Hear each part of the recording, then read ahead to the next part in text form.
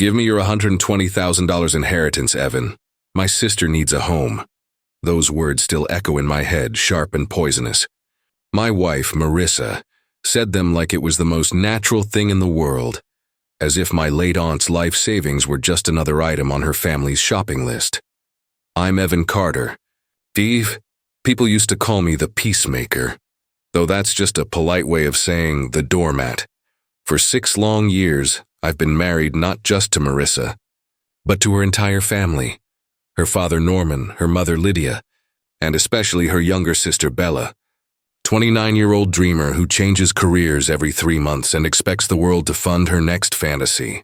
My house, their weekend retreat, my wallet, their bottomless ATM, and me, the man who nodded, smiled, and paid. I endured it because I loved Marissa. Or maybe I just feared conflict more than I valued peace. Then 2 weeks ago, my Aunt Helena, the only person who ever told me to stand up for myself, passed away. She left me her modest countryside home and about $120,000 from her estate. It wasn't life-changing money, but it was sacred to me, the last echo of the woman who raised me after my mother left. For the first time in years, I felt like I could breathe until the smiles started. Marissa began bringing me coffee in bed. Her mother called to say she was proud of me. And Bella, she suddenly wanted to spend time together, just to talk. It was all too sweet, too rehearsed. I could feel a storm forming behind their smiles. That storm hit one night at dinner. We were in the kitchen, the smell of roasted chicken in the air. When Marissa leaned against the counter, her tone soft and syrupy. "Honey, we need to talk about the inheritance." I looked up, already uneasy. "What about it?" "It's about family, Evan," she said, smiling in that careful way she does when she's about to ask for something expensive. "You know Bella's been struggling, right? She's finally found the perfect starter home just outside the city. It's only $400,000. With your aunt's money, we could cover the down payment and get her started." I froze. She said she said down payment. She said it like the decision had already been made. Bella, sitting across from me, was glowing with excitement. "You'd be helping me build a future," she said, tapping her nails against the table. "It's not for me, it's for us, family." I felt my jaw tighten. "You want me to give you the inheritance? All of it?" Marissa rolled her eyes. "Don't be dramatic, Evan. It's not giving it away. It's investing in our family's future. What else are you going to do with it? Just let it sit there." That's when I heard my Aunt Helena's voice in my head, her raspy, stubborn tone. "Don't let them pick your bones clean, boy. You've got a spine." "Use it," something in me snapped.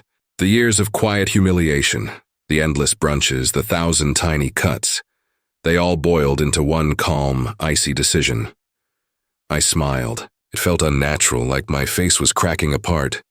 "You're right," I said. "It's for family. And I'll make sure it's used wisely." Marissa's eyes lit up. Bella actually clapped. "Oh my God, Evan, thank you." But I wasn't thinking of Bella's starter home. I was thinking of my aunt's voice and of the trust fund I was about to create, one that no one in that room would ever touch. For the next few days, I became the man they always wanted me to be. Agreeable, generous, predictable. Marissa thought she'd won. Her tone softened.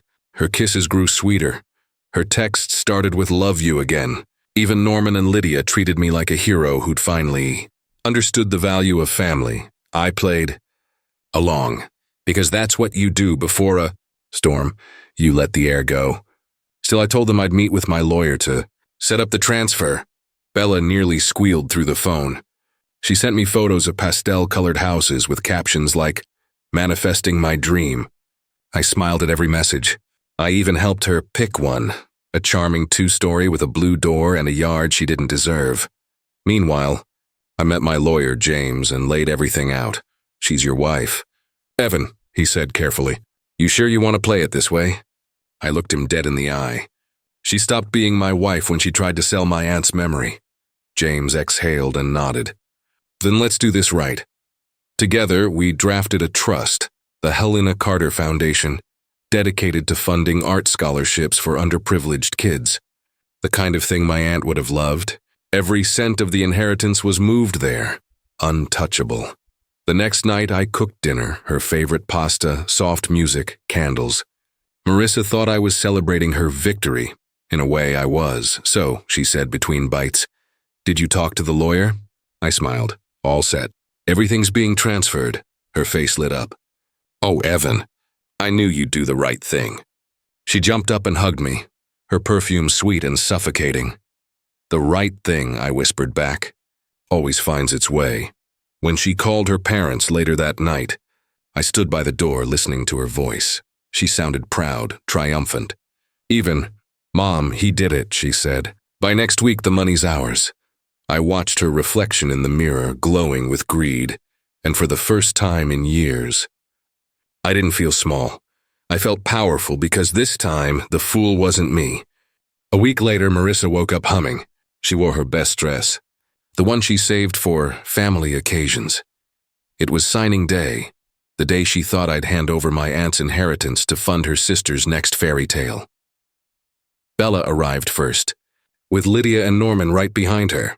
They brought champagne, cake, and that unbearable confidence of people who think they've already won. Marissa kissed my cheek. "You're doing the right thing, Evan. Aunt Helena would be proud." I almost laughed.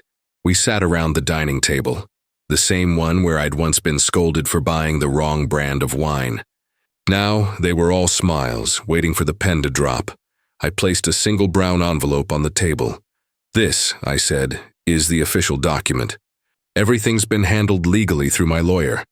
Marissa tore it open eagerly, scanning the pages. Then her smile faltered. Her eyes darted, reading faster. "What? What is this?" Lydia leaned over her shoulder. "A foundation?" "What foundation?"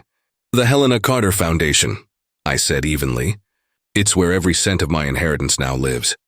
It funds scholarships for kids who actually want a future, not one built on other people's money." The room went silent. Bella blinked, confused. "You can't do that." "You promised." I met her gaze. "No, you assumed." "There's a difference," Marissa's voice cracked. "Evan, how could you go behind our backs?" "Our?" I repeated, smiling bitterly. "That word. It's been your family's favorite for years. Our house. Our savings. Our sacrifices. But somehow our never included me." Norman slammed his fist on the table. "You're a selfish man, Evan. You've humiliated this family." I stood calm and unshaken. "No, Norman. I freed myself from it." They all shouted then, excuses, accusations, empty words. But I barely heard them, because over their noise I heard something else. Aunt Helena's voice again. "Took you long enough, boy." I walked to the door and held it open. "Dinner's over. You can all leave now." Marissa hesitated, eyes glossy. "So that's it? You're just walking away?" I looked at her, the woman I once loved, the woman who saw my kindness as weakness. "No," I said softly. "I'm finally standing up." She didn't follow me when I left. No one did. That night I drove to my aunt's old countryside house, the one she left me. The air smelled of pine and rain. I sat on the porch, opened a bottle of cheap wine, and looked at the stars. For the first time in years, silence didn't feel heavy. It felt like peace. And maybe, just maybe, that was the real inheritance all along.